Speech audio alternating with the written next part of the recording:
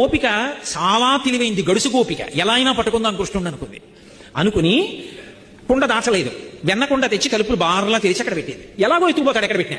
ఇప్పుడు వస్తే ముందు పిల్లలందరికీ పెడతాడు, పెట్టేటప్పుడు చెయ్యి అంతా వెన్న అవుతుంది, అడుక్కెళ్లే కొద్ది తీయాలి కదా, మరి మోచేయి వరకు అంటుకుంటుంది.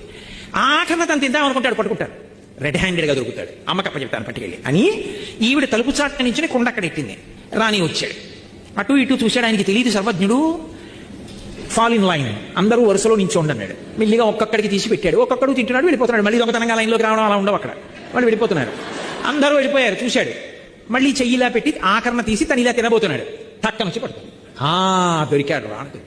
ఇప్పుడు దొరికిపోయిన తర్వాత పిల్లలు భయపడాలి కదా, వెంటనే ఇలా వదిలిపించేసుకుని అదేంటి వదిలేనమ్మా ఏదో తప్పు అయిపోయింది అనాలి. ఏమనలేదు, ఇలా చూశాడు.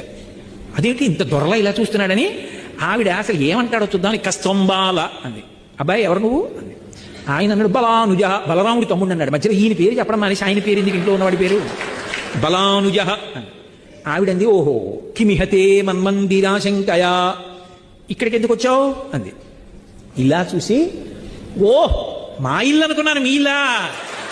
కిమిహతే మన్మందిరాశంకయా యుక్తం తమన్నవనీత పత్ర వివరే హస్తం కిమర్థం యసేహే మాతకంచన వత్సకం మృగజితం మాగా విషాదం క్షణ ఇత్యేవం వరవల్లవీ ప్రతివచ కృష్ణస్య పుష్ణాతునః.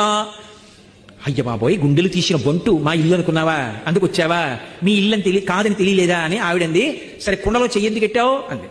ఆయన అన్నాడు ఏటమ్మా ఊరికే ప్రశ్నల మీద ప్రశ్నలు, కాసేపు మాట్లాడకుండా ఉంటావా, మా ఇంట్లో దూడ ఒకటి పారిపోయింది, కుండలో ఉందేమో అని చెయ్యి పెట్టి తిప్పి చూస్తున్నాను, నువ్వు అలా అరిస్తే దూడ బయటికి దూకి పారిపోతే మళ్ళీ ఎక్కడికైనా వెళ్ళి పట్టుకుంటాను, కాసేపు మాట్లాడుకో అన్నాడు. అయ్య బాబాయ్, దూడ కుండలో దూరిందా, ఇంత తెగింపా అని ఆవిడ చెయ్యి వదిలేసి ఇలా అంది, పొగితూ పారిపోయి. గోపిక తెల్లబోయేటట్టుగా మాట్లాడినటువంటి ఆ చిన్ని కృష్ణుడు మమ్ము రక్షించుగాక అన్నాడు.